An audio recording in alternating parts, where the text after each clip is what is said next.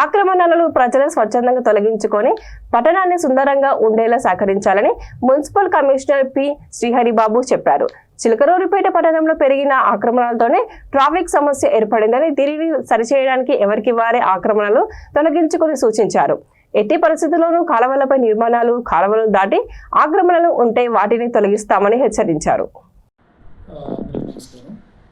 చిలకలూరిపేటలో కొత్తగా నేను కమిషనర్గా ఛార్జ్ తీసుకోవడం జరిగింది 19వ తారీఖున. సో ఇక్కడ మన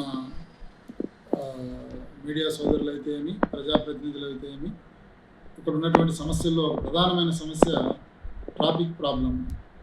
దీనికి ముఖ్య కారణము ఈ ఎంక్రోచ్మెంట్స్ అని తెలియజేయడం జరిగింది.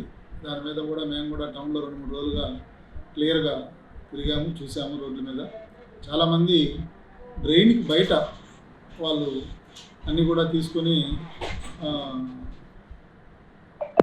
దానివల్ల డ్రైన్లు కూడిపోవడము, డ్రైనేజ్లో డ్రైన్ వాటర్ సరిగా వెళ్ళకపోవడము, దానివల్ల చెత్త చెదారాలు దాంట్లో పేరుకుపోవడము, దోమలు రావడము, ఆ దోమలు కుట్టడము, దానివల్ల ప్రజలకందరికీ కూడా అనారోగ్యం పాలు కావడం. అదే కాకుండా రోడ్డు మీద వచ్చి ఎంక్రోచ్ చేయడం వల్ల ప్రజలకు అనేక రకాల సమస్యలు, ట్రాఫిక్ సమస్యలు అంతా అస్తవ్యస్తంగా తయారయ్యి ప్రజలు చాలా రకాలుగా ఇబ్బందులు పడుతున్నారు. కాబట్టి ప్రజలకు నా యొక్క విజ్ఞప్తి ఏంటంటే, ప్రతి ఒక్కరూ వాళ్ళే సొంతంగా స్వయాన ఎంక్రోచ్మెంట్ని తొలగించుకోవాలి. అలా తొలగించుకుంటే చాలా సంతోషపడతాం. ఎవరికి వాళ్ళు సొంతంగా వాళ్ళు నియంత్రించుకోవాలి. డ్రైన్కి బయట ఎటువంటి పరిస్థితుల్లో కూడా ఎవరు కూడా రాకూడదు, డ్రైన్కి లోపలే ఉండాలి. సో అందరూ కూడా ప్రజలకి నా యొక్క రిక్వెస్ట్ ఏంటంటే, చిలుకూరు పట్టణాన్ని మంచి పట్టణంగా చూడాలంటే ఎంక్రోచ్మెంట్స్ అనేది ఉండకూడదు.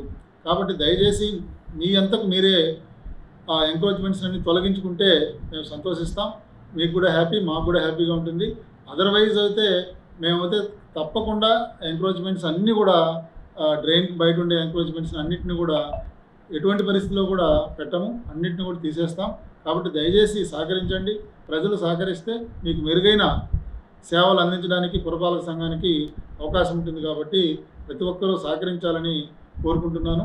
ఈ ఎంక్రోచ్మెంట్స్ తీయడంలో మీడియా వారు, ప్రజాప్రతినిధులు, అదేవిధంగా మన ప్రజలు అందరూ కూడా సహకరించాలని మరొకసారి మిమ్మల్ని అందరినీ కూడా సవినయంగా కోరుకుంటున్నాను. Thank you.